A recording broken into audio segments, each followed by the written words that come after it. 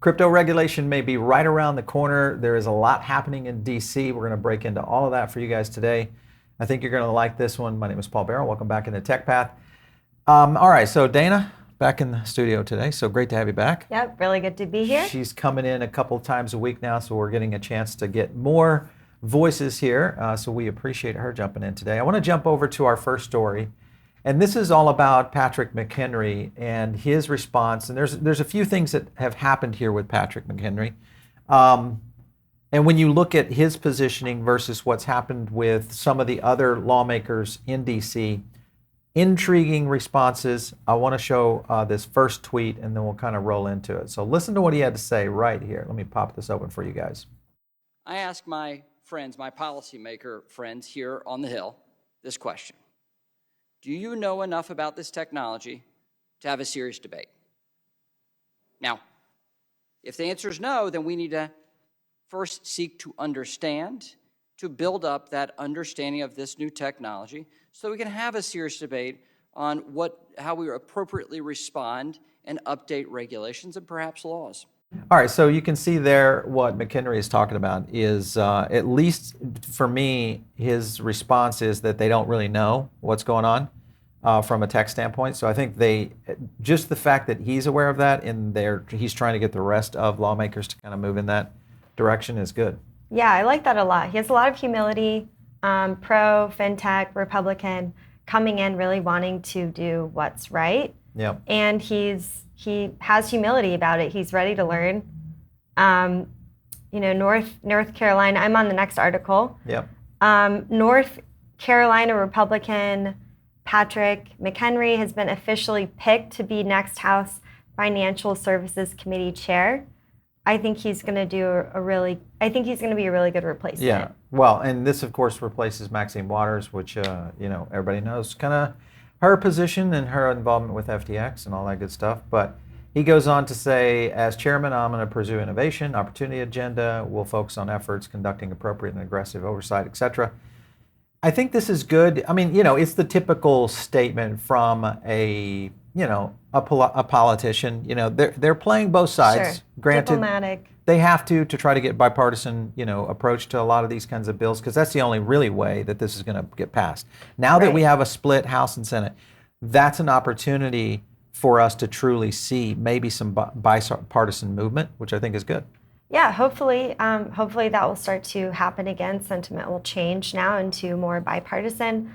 But the crypto movement was started on this kind of like crypto punk, very libertarian movement. Yeah. And now it is a little bit different. Growing up. Yeah, and I like that. I like that he is also pro helping Americans get back their control of their personal financial data. That's going to be huge. Yeah. That'll be and huge. Not only especially financial if he data, stays with that mission. Yes, and that's sometimes really what crypto is about. Web3 is also about protecting your information in addition to your financial data. Yeah, for sure. On to the next article here. This came from a Twitter account we follow. It's called Croissant ETH. Republican leader, House Financial Services Committee. Now, he's kind of talking about regulation before understanding will only stifle American ingenuity and put us at a competitive disadvantage. Now, this to me, I'm going to play this clip for you guys. Let's get that played. But I should be clear, the goal today is to listen, learn, and ask questions. This technology is new and exciting. It promises a new direction for financial economies, services, and products. I further ask this question, though, how do we make sure as American policymakers that this cryptocurrency revolution, this technology revolution, happens in the US and not overseas? There are a lot of questions we have to answer. But of course, we need reasonable rules of the road. We know that. We don't need knee-jerk reactions by lawmakers to regulate out of fear of the unknown rather than seeking to understand. And that fear of the unknown in the move to regulate before understanding will only stifle American ingenuity and put us at a competitive disadvantage. So you hear that, and to me, this is the stump in which a lot of these politicians are going to have to really present on, and that is that if we don't see innovation in this area in terms of regulation, we're going to see a disadvantage economically as a country. Right. And I think that's the bigger picture here. If you once you get past the whole aspect of them promoting financial security and financial privacy, that's, I think, good for all Americans. But more importantly, it's probably going to set the standard for a global, aspect as well. Yeah, definitely. And we don't want to fall behind Brazil, Europe. We need to be in front of this movement. Yeah, for sure. So you have more control, and so that we get the benefit as well. I mean, we are the free nation. We should be leading the way. Next article, McHenry hopeful that ugly baby stablecoin bill will advance. Yeah. I like that he calls it that. Ugly baby. I like that he says, initially it's the draft of the legislation is an ugly baby, yeah, but it could turn into something. Well, it starts getting prettier with age. Yeah, just like any babies. loving parent would say. All babies. We come up with an ugly baby. Somebody says, we're going to get this thing fixed, but don't worry, it's going to get better. It's a draft. He's grateful and hopeful that this ugly baby can grow and prosper into something that is a little more attractive. That's what he says. Yeah. Water and McHenry, for months, have worked behind the scenes to hash out a deal to regulate stablecoins. McHenry noted several areas of disagreement, including determining the appropriate federal regulator, the means by which stablecoins are held, and new rules around wallets. Yeah, so I think this is the battle that has been waging right now in DC, and that is the CFTC battle and the SEC battle. The other aspect of this is you've got certain politicians that are actually in alignment with the commodities side of things versus the security side of things. So it'll be interesting to see how the makeup of the politicians, because I think the politicians at the end of the day will be the ones that help guide where this falls, whether truly the CFTC gets this as a regulatory oversight body, or if the SEC gets this. And with some of the things that have happened around the SEC, I feel like there's a lot more people pushing for the CFTC to basically rule this. Yeah, I agree with that. This was an article also talking about the congressional subpoena with SBF. And the reason I put this up here is it brings in Maxine Waters, who is the former chair of the Financial Services Committee. And if you look at what she had to say, this was kind of interesting. Lies are circulating on CNBC that I'm not willing to subpoena SBF. He's been requested to testify on December 13th hearing, so a subpoena is definitely on the table. Stay tuned. Mm-hmm. That's a big deal compared to where she was talking earlier, which is this statement right here. Hey, Sammy, we appreciate where you've been candid in discussion about what happened. Your willingness to talk to the public will help the company, customers, investors, and others. To that end, we would welcome your participation. That does not sound like a, right. I'd be saying, hey, you get your ass to Washington now. Do you think that this was a strategy, though, her trying to just get him to? That's stupid. Because this is how others were trying to get him to, show up. Like kids' gloves? Is that what you mean? Yeah. Well, Maybe, of course, you probably scare the guy. Well, he got a new attorney. He got the she did. Yeah, she did shaven up. Maxwell. With his response, SBF says, Republican Waters in the House Committee on Financial Services. Once I have finished learning and reviewing what happened, I would feel like it was my duty. To appear before the committee and explain. I'm not sure that will happen by the 13th, but when it does, I will testify. Yeah, I love it. This is when she really upped her aggression based on your role as CEO. Yeah. Right. You have enough information to testify, so and we'll your see media you soon. Interviews over the past few weeks. This was at the New York Times. I think the New York Times is going to end up with egg on their face on this one, because they have really, I won't say whether you're left wing, right wing, doesn't matter. The point is that anytime you're in mainstream media, the number one thing you have to do is try to bring out the truth. And that is the problem with mainstream media right now, is we're not seeing real truth being spoken. And I think now, with the intention of what Elon has done on Twitter, along with what I think just citizen journalism to a certain extent on Twitter and other places have done, it's changing the format in which a lot of these media outlets are being kind of pushed into a corner. So that's true. There's more accountability now on the real news. of Yeah, Twitter. and when you want to, let's go over to Yahoo Finance, and we'll play a clip here from Gensler. Funds, as many of them do, their business model right now is offering the public, they say, they're purporting to offer them an interest return in crypto. 4, 8, 12, sometimes 15 or even 20% returns, and then possibly trading against their customers, trading ahead of their customers, lending that out. Anywhere else in finance, these conflicts are not allowed and they're separated out.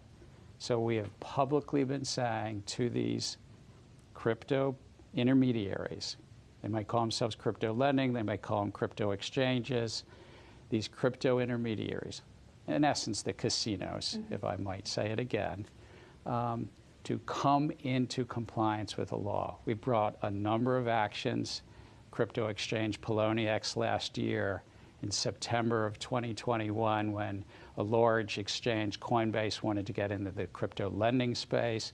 We said that would not be compliant with the laws the way they were set up. We brought actions against crypto lending platforms, including BlockFi, and we will continue to be a vigorous securities regulator, but I really do suggest to these intermediaries, these storefronts, these casinos, if you wish, to come into compliance, work with the SEC to get into compliance, disaggregate these businesses. All right, so what Gensler is talking about here, in my opinion, is BS, because there wasn't really a compliance architecture for Coinbase. That's why Coinbase went to the SEC in the first place, to ask for approval. It's why BlockFi, who had already built a lot of their business on this, if there were regulations in place, attorneys and or a lot of lawmakers would have already called this into account. And that was the problem, is that none of that really existed until the SEC pushed back, Right. and created a lawsuit and or action against these companies. So again, it goes back to the whole, regulation by enforcement, as opposed to actually putting out the outline, getting a framework to where everybody knows. You don't have to go ask the SEC. Here's your guidelines right here. It's the same thing with a Reg D or any other kind of, SEC filing. It's all out there in the open because it's all certified under the SEC. So that in itself, I think, is crazy. If you look at this tweet right here, what did McHenry say on this? Chair Gensler wants to push the digital asset ecosystem to overseas to protect American investors. Instead, Congress must develop a clear, comprehensive regulatory framework in the U.S. to protect Americans and allow innovation to thrive here at home. All right, so that's just a diss. He's just literally saying, listen, ding-a-ling, you need to get to a point where we're running the show here. We've got clear and concise rules and regs, and we're also subsidizing the industry to grow here, like and giving them McHenry reasons. Yeah, giving them reasons. Position. For sure. I think this is a scenario that plays out and will play out, I think, in D.C. in 23 and 24, especially, obviously, when we get into a new presidency. And I think it's going to be a situation where we really kind of go to the next level in terms of crypto regulation. I'm looking forward to this period of time. I think we are going to see some real laws on the book. Yeah. I think because the other aspect for any growth of any industry is if we don't have definition of rules, how does everybody know what to play by? Oh, it's true. That's true. It doesn't there does matter. need to be rules in place. And you're never going to see growth. So I know a lot of people will, they hit me up a lot on the comments about, we don't want regulation, I understand that completely. But you do want your market to grow. You want your NFT market to grow. Well, right. You want and think your about it this way. tokens to grow. You do want to be able to track down whoever hacked your account, right? Absolutely.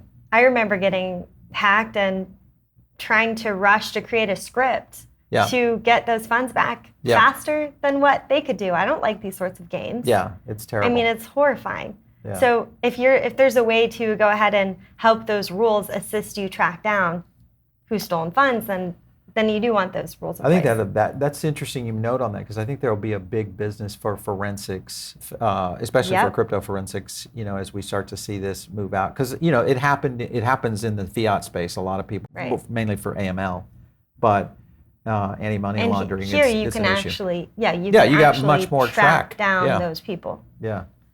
So we got other news here. Judge now ordering bankrupt crypto lender Celsius to return $50 million. That's a start. What the world did they do here?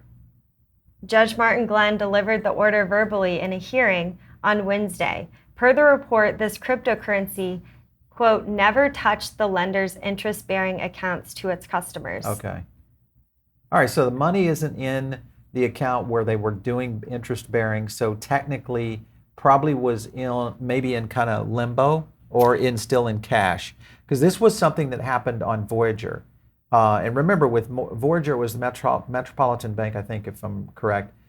They had the backup to the FDIC funds that supported cash deposits on Voyager. So if you were holding US dollar, you got your money back from Voyager, all of it, if it was a US dollar, because of the FDIC connection. So maybe this was a scenario that the judge said, all right, this was cash. Yeah. So.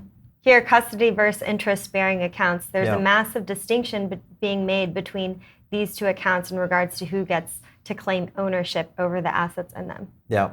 The judge's order followed a conclusion reached by Celsius advisors and stakeholders that coins placed only into the custody accounts, unlike the funds from customers using earn and borrow products, belong to the users, not the company. To me, this is a landslide decision. And I won't call it a decision, but a directive from the judge, because the issue that in many cases, you guys know this, if you put money in a bank and this bank goes insolvent, it's not your money, it's the bank's money. Now the FDIC will come in and help you. We don't have the FDIC in this kind of scenario. So for them to come in and say, hey, listen, this is not the money that because you as a crypto lender and as essentially an earn interest type platform, Celsius, I could see the delineation here. I could see this where the judge could say, okay, if you went to earn and you went to this route of earning interest, you were giving Celsius kind of the keys so they could go try to make money with your crypto. But if you didn't, then it's strictly a custody scenario. And in that kind of situation, I would, I'm glad they did this. But I'm surprised that it was only $50 million.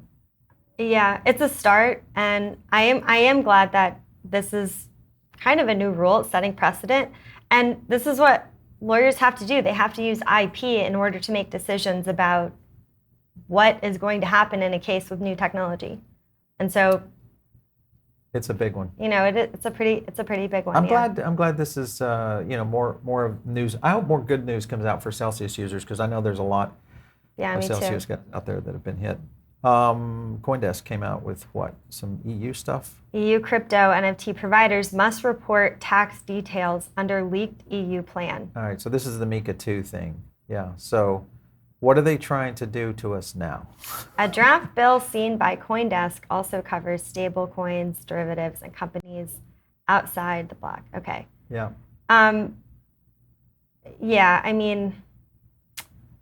Existing tax rules known as Directive on Administrative Cooperation seek to avoid people stashing money in foreign bank accounts to avoid taxation, but officials are now concerned that crypto accounts provide an escape route.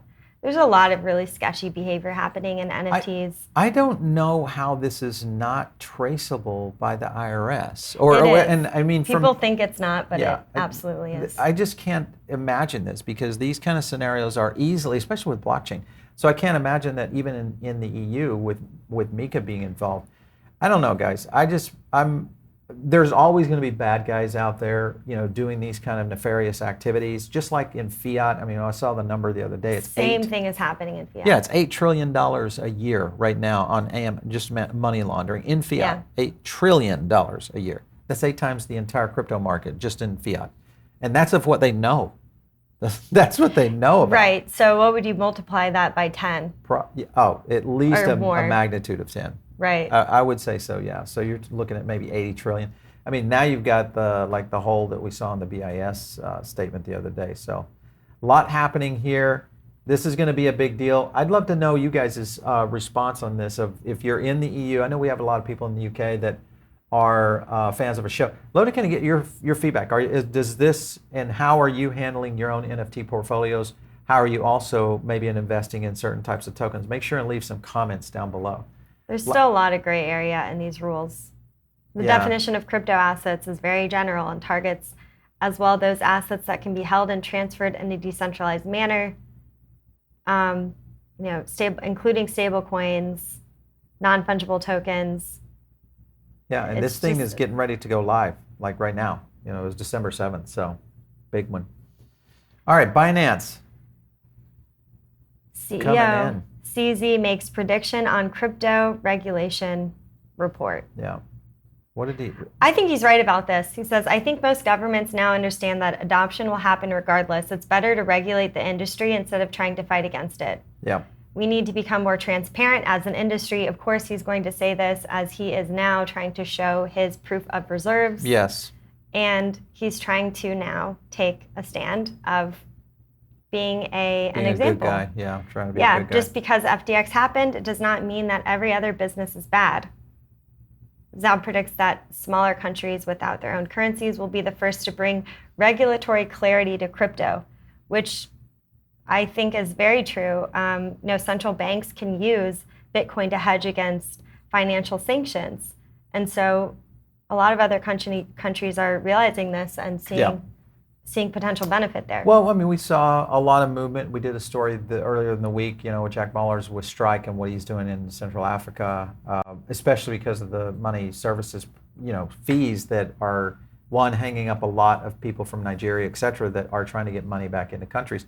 That, along with the framework of how some of these smaller countries who have shifted to the dollar as the fiat, support system, including places like El Salvador, understand the underlying benefit of Bitcoin, et cetera. Hence what I think we're going to see again, why, CZ is kind of pointing in this direction, is that this is, the more regulation we get to, especially in the G20, the better I think it's going to be overall. Here's the takeaway.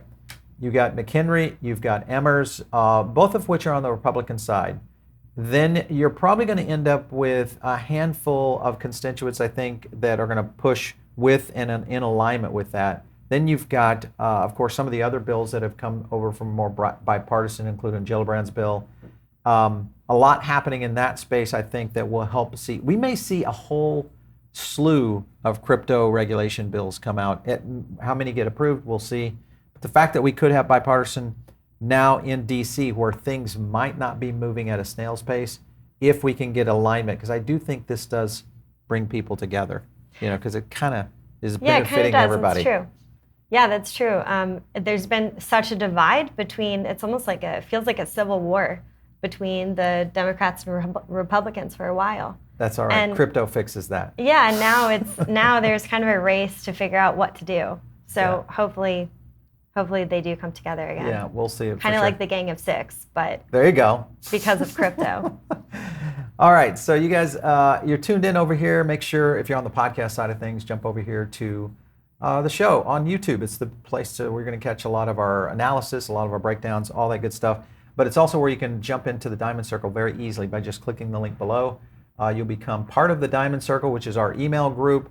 It's thriving out there, and it's also a good program for you to get some discounts on programs and services that we offer, along with additional content. And even if you can't keep up with YouTube as much as we publish content, you catch that email a couple times a week and you get kind of caught up pretty quickly. So make sure and join that. If you guys are interested, make sure and visit our new website, which is pbn3.com. Just go over there. You'll see a lot of new stuff. It is still connected to our membership site. So all of that's tied in for that. If you guys want to catch me, it's out there on Twitter, @Paul Barron. We'll catch you next time right here on TechPath.